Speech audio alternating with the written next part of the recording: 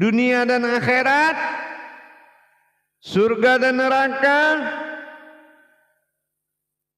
itu kita temui di jalan rukun iman, malaikat, Alkitab, pegangan amaliyah itu ada di rukun iman.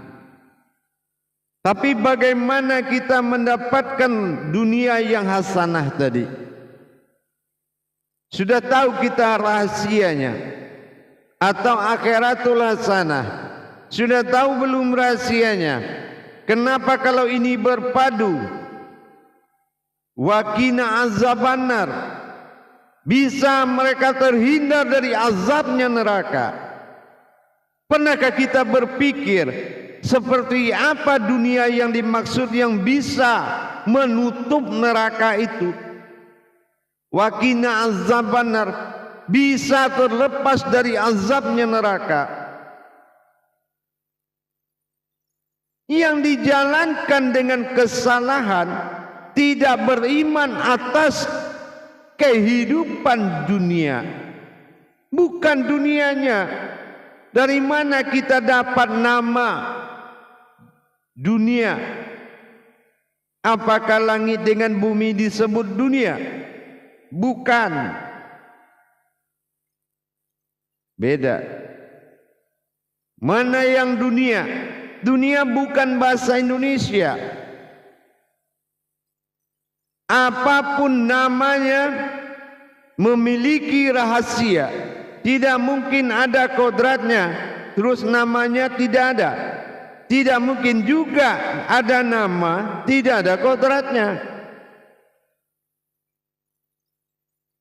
Jadi kita harus tahu, jangan menapis-napiskan sesuatu. Ibarat orang mabuk, ya. Jangan kita berpikir kesalahan mabuk tapi tidak tahu dari mana dasarnya mabuk ini bikin salah.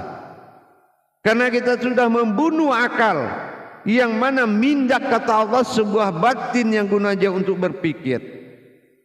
Dan perbuatan daripada baik hamir dan semuanya itu meracuni azalinya Allah dalam diri. Tahu nggak kita? Kalau nggak tahu kita harus belajar. Begitu juga kita, jangan menghinakan dunia untuk mendapatkan akhirat. Bukan napis isbat. Napis isbat ini di mata Allah, menapiskan sesuatu yang batil dan mengisbatkan sesuatu yang hak. Itu beda makomnya. Tapi dunia ini pernah enggak? Dunia ini nyata. Arti hakikatnya apa? Ini kenyataan. Tidak ada yang tersembunyi. Apapun yang kita kaji di dunia ini harus nyata terlihat. Butuh iman yang berilmu. Ya, tidak ada yang dikatakan yang gaib-gaib, semua nyata. Meskipun awalnya dia nur, adanya nyata. Ada zat, ada yang nyata. Ada hayat, ada nyatanya. Ada wujud, ada nyatanya. Semua nyata. Ini alam insannya Allah. Berinsan, bersifat umat Allah di muka bumi, itu namanya insan. Nah, dunia sebuah perjalanan yang ketujuh dalam wujud kaji hakikat pada Al-Ikhlas. Masa insan. Ingat, ini suatu masa insan. Kita buktikan mana masa insannya dunia ini. Kita lihat, kalau mau tahu sebetulnya apa dunia itu, kita lihat dari huruf hijaiyahnya. Dal, perjalanan dunia, ya. Dal, perjalanan. Yang kedua adalah alif kasroh u, yaitu rahasia. Alif kasroh u sir, u itu sir, rahasia. Ni aku. Alif kasroh a nyata. Inilah perjalanan rahasia diriku pada alam nyata. Ini perjalanan kenyataan Tuhan di alam ini disebut dengan dunia. Tapi kalau kita tidak menjadi suatu perjalanan rahasia Allah pada bumi ini, pada dunia ini, maka tidak akan mampu kita bikin dunia ini hasanah. Kalau kita tidak mengikuti jalannya, dal, alif kasroh, alif domah ya. Kalau alif domah disebut dengan ni adalah nun hayat pada kasrah i, berarti aku namanya, ya. Pada hayat nur, kemanusiaan, nas, ni. Nah, tambah alif kasroh a. Alif kasroh a adalah dohir, nyata. Nah, bagaimana perjalanan rahasia pada wujud diriku yang nyata? Inilah Allah fi zahiru, ingat, wallahu fil batinu. Zahiru. Jadi jangan main-main. Dunia ini keramat, kata para tua-tua kita dulu. Kenapa? Karena dia menerima perjalanan zahirnya Allah dunia. Zahirnya Allah dalam sebutan masa insan. Terus kita tanya lagi, kenapa ada perbuatan-perbuatan salah oleh zahir? Bukankah kamu melihat salah itu karena tujuan mengingat yang benar? Kalau kita pakai kacamata salah, yang benar pun kita lihat pasti salah. Tapi kalau kita lihat pakai kacamata benar, salah itu adalah sifat mu'ad bagi Allah. Apa yang dikatakan sifat mu'ad? Sifat persembunyian Allah dalam tingkat sifat tindak tanduk keumatan. Itu muat. Dagang. Begitulah Allah ingin memperkenalan dan melihat umatnya. Dia bikin makom seseorang hobi dagang, jualan, tapi seorang itu tidak mampu memperlihatkan, menjembatani sebagai wasilahnya Allah untuk melihat umatnya, untuk menyentuh umatnya.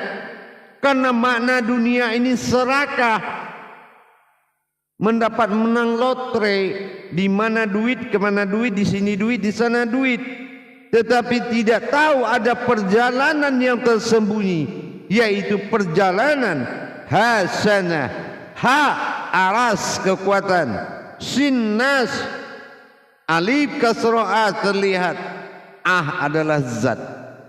Ini perjalanan sebuah zat Allah yang tidak bisa diatur oleh kehidupan.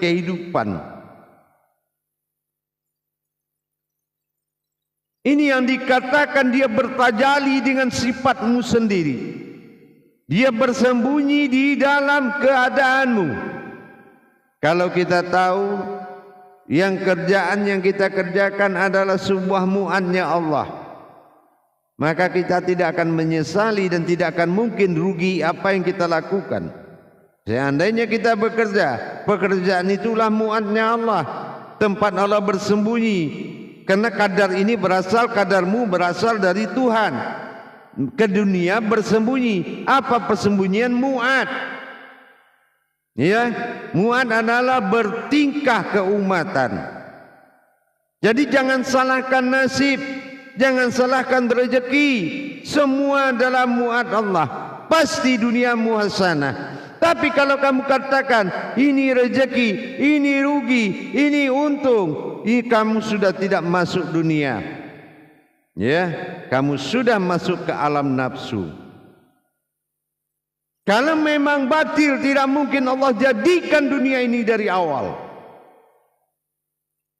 Ya, apa yang kamu rasakan hasanah, kalau memang sudah hasanah, tidak mungkin dunia kamu takuti. Tidak mungkin dunia membelenggumu, karena kamu membuat dunia hasanah dengan kodrat tajalli dunia. Inilah masa insannya Allah. Cuma tidak bisa selama ini mengendalikan hasanahnya. Bagaimana membuat hasanahnya dunia? Tentu dengan perlakuan tajalli kodrat dalam sifat mu'atnya. Ini yang dikatakan dunia. Jadi jangan menyesali sebuah nasib, sebuah perjalanan, suratanlah. Jangan mengkait-kaitkan kepada kodrat. Kodrat bukan sebuah hubungan amaliyah. Kodrat adalah sebuah hubungan kodrat hasanahnya antara wujud Tuhan kepada wujudnya umat. Jadi nikmat dunia ini. Nah, kalau kita lihat, kamu tinggal di mana? Di alam dunia. Dunia itu nyata enggak? Nyata. Mana yang nyata itu? Apa yang nyata? Kenapa banyak kamu enggak tahu? Karena belum nyata di matamu. Bertuhan, mana nyatanya? Bernabi, mana nyatanya? Malaikat, mana kenyataannya? Rezeki, mana kenyataannya? Ini dunia, tempat kita membuktikan dan menikmati hidup ketuhanan dalam masa umat. Maka merugilah orang yang fasik, yang mengatakan begana enggak boleh, begini enggak boleh, begana enggak boleh. Oh, jangan main musik, enggak bagus. Kalau tidak mau main musik, jangan makan nasi. Kenapa? Musik itu nafkah dari salah satu batin Allah. Tanapas, ampas, nupus, semua ini batinnya Allah. Jalur nafkah di diri kita. Enggak, kalau mau mendengar yang enak-enak, jangan makan yang enak-enak, jangan lihat yang enak-enak, jangan cium yang enak-enak, jangan rasakan yang enak-enak. Maka jangan dibawa kodrat Tuhan ke pemahaman fasik. Tapi ingat, ya, ilmu laksana intan di dasar laut tidak akan bisa dia mengangkat itu intan keluar. Iman ibarat ikan dalam laut, bukan intan, ikan. Kalau ilmu adalah intan di dasar laut, tapi kalau iman itu adalah ikan di dalam laut. Apapun besarnya ombak, tidak akan membuat satu ekor ikan itu asin. Jangan salahkan air lautnya. Ingat, sebuah pengaruh besar tidak akan merubah jati dirimu. Kamu hanya bisa tersenyum menikmati kelebihan dan kekurangan umat. Kenapa kamu tersenyum? Karena itu adalah mu'atnya Allah. Ya, salah satu jalan persembunyian bagi Allah dengan hakikatnya. Itu yang dikatakan langkah ketujuh dalam masa insan. Kenapa kita tidak bisa menikmati? Karena dunia tadi tidak berlaku di diri kita kodratnya. Yang berlaku adalah kodrat kehidupan makhluk. Kodrat kehidupan makhluk itu yang berlaku. Tapi padahal kodrat kehidupan Allah pada dunia masa insan, dal, alif, doma'u, ni keakuan pada alif, kasroh a. Nyata sudahlah perjalanan aku pada manusia yang nyata. Inilah manusia yang nyata. Dunia harusnya menikmati, jangan memilih-milih, karena semuanya menunggu nikmat. Dagang kita, alhamdulillah, aku sembunyikan Allah dengan dagangku agar tidak tersentuh oleh kebatilan. Alhamdulillah, aku sembunyikan Allah dengan pekerjaan aku agar Allah martabat ketuhanannya tidak terganggu. Alhamdulillah, aku berjalan dengan kodrat di hujan hari. Biarlah aku yang ditetes oleh air hujan daripada Allah yang disentuh setetes air akan menghinakan dia. Semua bisa hasanah kalau kita dalam perjalanan dia. Inilah yang dikatakan perjalanan rahasia diriku yang nyata. Insya Allah jamaah. Jadi jangan ada prasangka hal-hal yang disalahkan. Yang salah itu apa? Kamu tidak ada di alam dunia, tapi kamu ada di alam makhluk dunia. Makhluk dunia itu ya, bukan di perjalanan dunia. Dunia mana ada semua amalan kita kaji dia bisa nutup pintu neraka. Waqina azabannar. Mana amalan yang menjanjikan tidak nyata bisa menutup azabnya Allah kecuali amalan dunia. Mengamalkan dunia dengan ketuhanan, mengamalkan sifat Tuhan dalam masa insan, itu akan hasanah. Baru mengurut dada. Wa fil akhiratil hasanah wa qina azabannar. Lepaslah ketakutan dan ancaman tadi, karena kita memperjalankan dengan indahnya kodrat Allah di muka bumi ini. Makanya apa? Setinggi-tinggi doamu pada jemaah dijemput oleh orang-orang berhajat. Sehebat-hebat doamu setelah salat, sasarannya adalah Rabbana atina fid dunya hasanah. Kalau kamu gagal menundukkan dunia dengan hasanah, maka wafil akhiratil hasanah. Gagal lagi menikmati hidup yang hasanah. Wa qina azabannar. Baru tidak ada azab di neraka buatmu. Tidak ada azab di dunia, tidak ada azab di neraka. Wa qina azabannar. Alhamdulillah. Kalau kita benar-benar beriman menjalankan keinsanan Allah di muka bumi ini, insya Allah dunia janjian yang paling tepat, iman yang paling tinggi. Mudah-mudahan bisa dipahami. Jangan sampai anti TV, jangan sampai anti musik, jangan kamu memilih sesuatu yang hak di alam batil ini, karena kodratmu lebih mulia daripada apa yang kamu pilih. Ingat, kalau kita rekreasi jalan-jalan di taman, sama kodrat Allah dalam masa insan, dia jalan-jalan menikmati dunia. Tidak ada yang jelek di dunia dilihat, tidak ada yang rusak. Semuanya adalah hayat dia sendiri.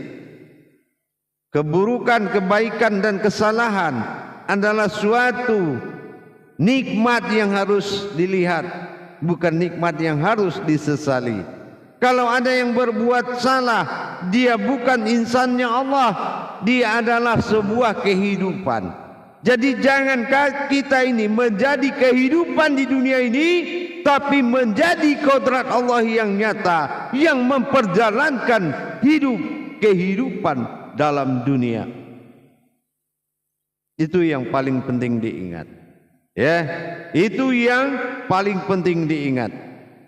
Jangan menjadi kehidupan dunia. Kalau dunia ini punya kekuatan 5.000, kamu harus 7.000, 8.000. Artinya rubah kudrat yang menikmati dunia. Insya Allah nasibmu akan berubah jemaah hadirin dan hadirat. Tapi apapun makrifat kajianmu, sir, wujud apapun kajimu, kamu tidak bisa tundukkan alam dunia ini, maka kamu tetap juga akan seperti itu. Amal rajin, ibadah tiap malam, nasib begitu-gitu juga. Ini akibat tidak bisa kamu lepas dari 3 kehidupan tadi. Nurul iman, nurul ihsan dan nurul Islam. Harus kamu naik di atas itu. Maka kamu bisa menikmati dunia dengan perjalanan wujudnya yang nyata. bernama manusia. Itulah dunia. Dengan demikian pemahaman ke depan mengimani hidup berbeda dengan mengimani kehidupan.